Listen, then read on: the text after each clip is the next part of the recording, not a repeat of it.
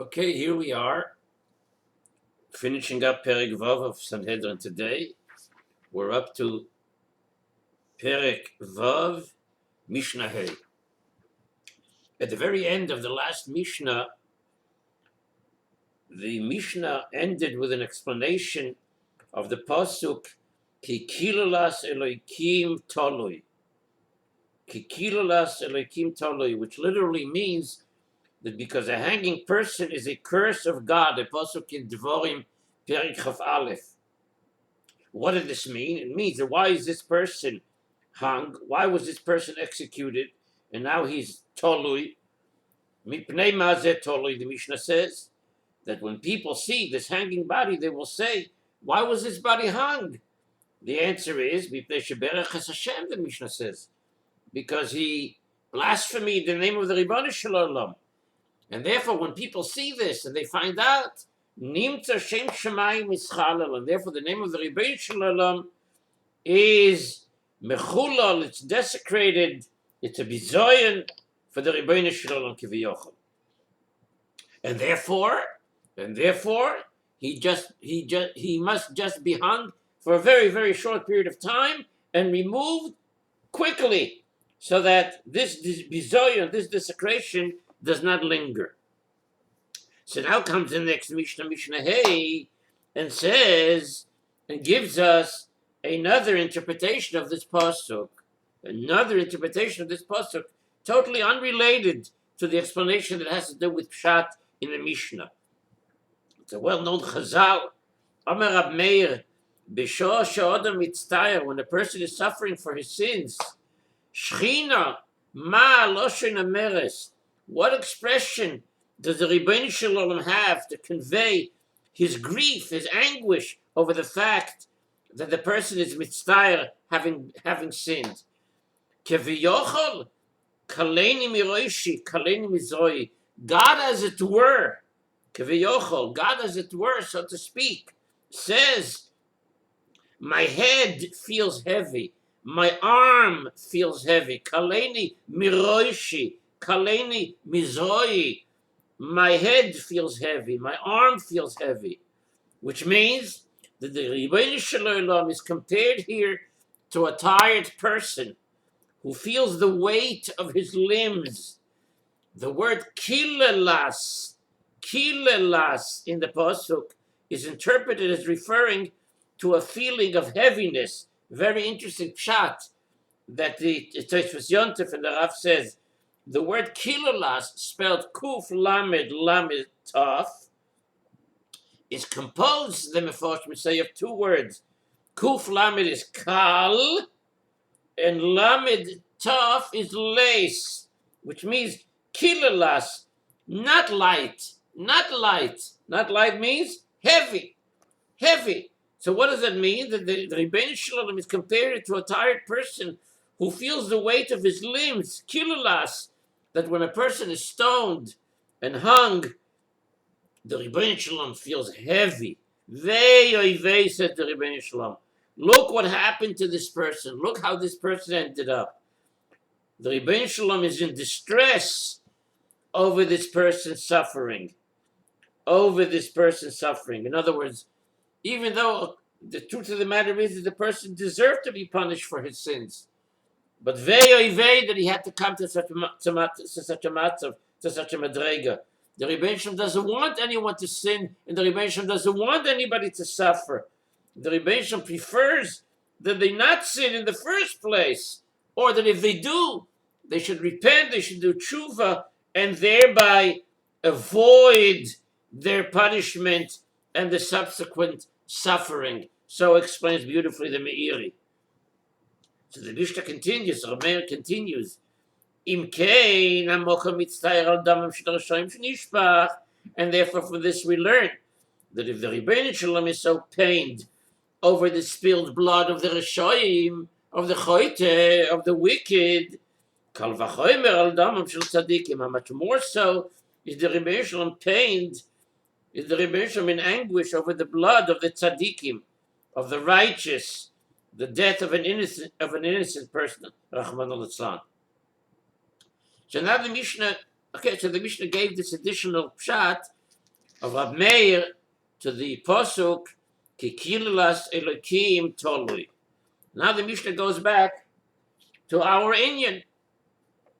So the Mishnah returns to the previous subject, which was the mitzvah lo say, the negative commandment against letting the body, even of an executed person, remain unburied overnight. Lo yisolin nivlosoy ala eitz, you shall not leave his body overnight.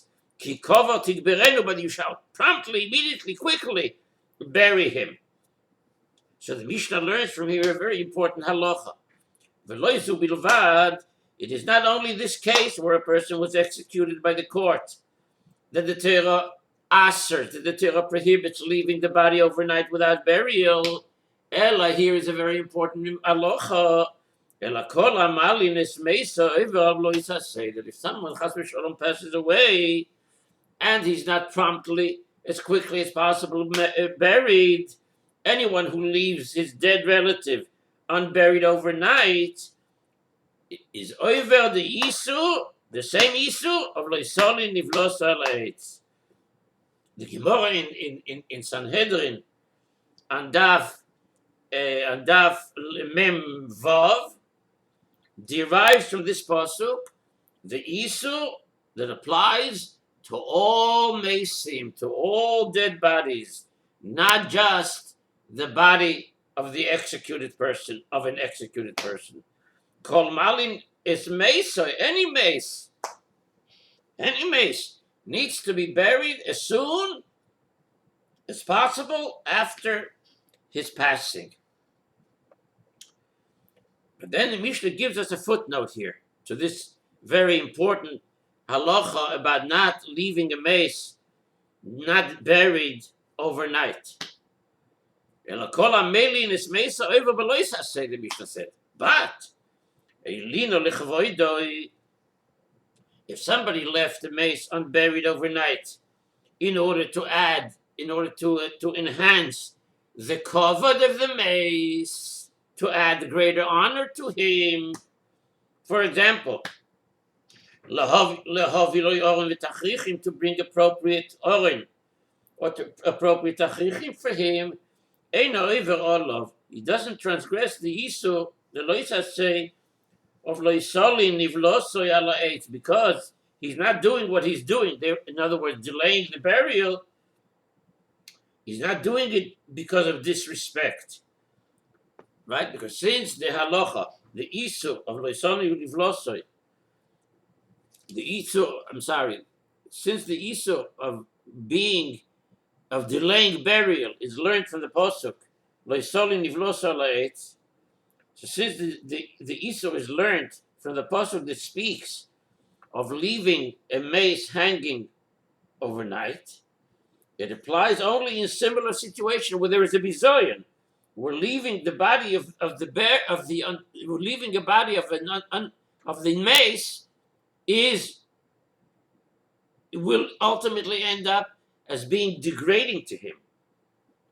And therefore, delaying a burial, delaying a funeral in order to complete the funeral preparations is permitted, since this allows for the deceased to be honored. For the same reason, just to add a footnote, Bechlal, it's for that reason that if the closest relatives, the Shiva Kroivim, are not directly in the area where the mace is, and they have to come flying from Los Angeles or from wherever, then too, the funeral may be delayed, because this is lekovoid ames. This is lekovoid ames. Now the Mishnah finishes by saying that the person who was executed, anyone who Rahman al-Islam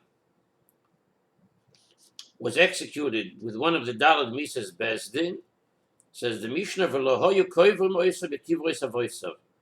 they do not bury him in his family plot, kivrois avoisav, family plot, where the rest of his mishpacha are buried, because a rasha, a wicked person, may not be buried close to righteous people. This Isur to bury a Rosha with the righteous people is learned from Elohim Beis Perek Yud Gimel, and therefore an executed convict, anyone who was killed by one of the Daled Misas Bezdin, may not be buried in his family's burial plot because they are presumed to have been righteous people. So where is he buried? Ela shnei batei kvoros hayu misakonin lebezdin. Bezdin was obligated to set up two separate and apart cemeteries. Echad lene'erogim v'lenechnokim. One for those who were executed because they were executed either by beheading or by strangulation, neherogin and nechnokin, and the second separate and apart Beis Olam was leniskolin v'lenisrofim, for those who were executed by stoning or burning. Just a footnote on this is that just as a wicked person may not be buried next to a righteous person, a very wicked person may not be buried near someone who was less wicked. So, since we know the halacha from all in the sugyas in Sanhedrin, that stoning and burning,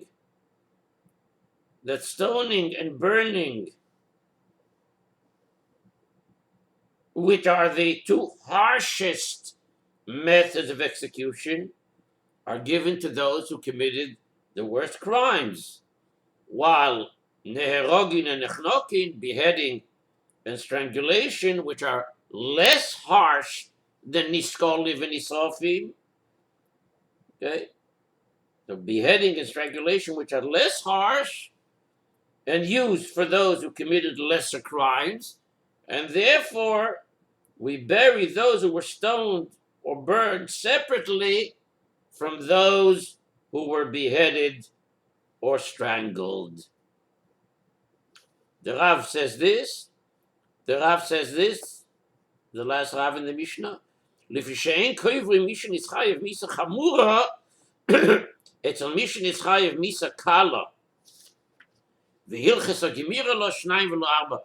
The last comment of the Rav, v'hilches ha-gemira lo means that it's a halacha l'Moshe Sinai. What's the halacha l'Moshe Sinai? That we have two separate and apart cemeteries. One for Ne'erogin and Echnokin, and one for Niskolin and Nisrofim. Because someone will come along and ask, well, why don't you have one for Ne'erogin, one for Echnokin, one for Niskolin, one for Nisrofim? No, the answer to that is, it's a halacha l'Moshe Sinai. The Niskolin and Nisrofim go together, and Ne'erogin and Echnokim go together. And finally, the last Mishnah in the Perek, Mishnah Vav. The previous Mishnah taught us that an executed person may not be buried in his family's plot. He's buried separate and apart in one of the two separate designated cemeteries for those who are executed by Bezdin. So now the Mishnah says, okay, he was buried separate and apart.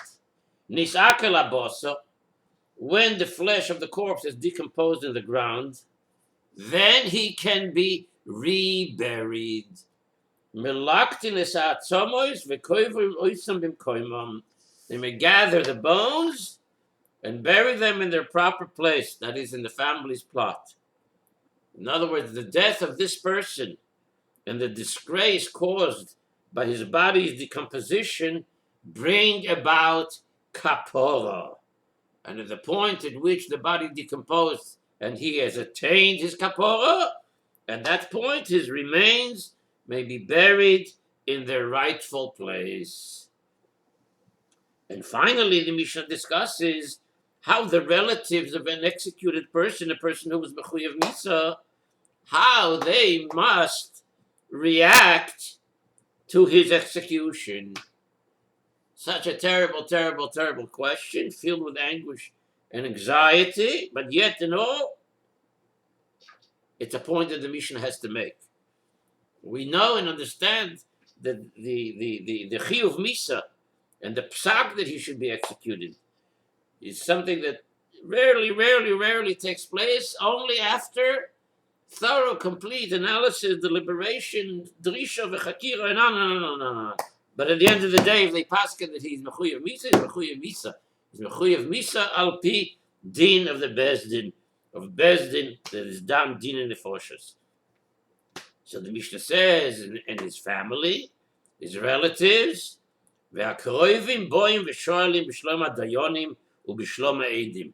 After the execution, the relatives need to come and ask and inquire about the welfare of the dayonim and the witnesses, which means that they must show that they have no faribel, they have no antagonism, they have no negative feelings towards those that brought about the final psak din. Kloimar, the Mishnah says, Ein b'libeinu alechem klum, shedin emes dantem. We have nothing against you personally. Ein b'libeinu alechem klum. We have nothing in our hearts against you personally for having executed this relative of ours, because we trust that you judge correctly and that he deserved to die. Shedin emes dantem. Shedin emes dantem. They don't need to say these very words. They don't need to actually articulate these very words because it may be very painful for them to do so. And because it would be disrespectful to the deceased, it's enough that they imply their approval in the manner described by the Mishnah. They come and they greet the Dayonim and the Eidim. They don't turn their back on them. They don't walk away from them. But the last din in the Mishnah is v'lo hayu misablim. There's no din of avelus for those who are mechuyev misa. Lo hayu misablim. The relatives do not mourn. They don't sit shiva. They don't go through the halachic process of avelus. They may not observe the dinim of avelus because it is wrong to mourn the death of such a wicked person before he receives his full kapora, that is when his flesh decomposes.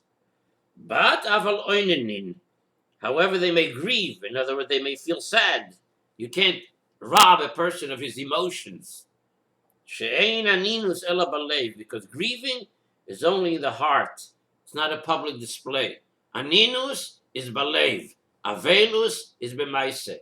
Therefore, to say there is no maise avelus, but aninus, you can't rob anybody of their feelings, of their emotions.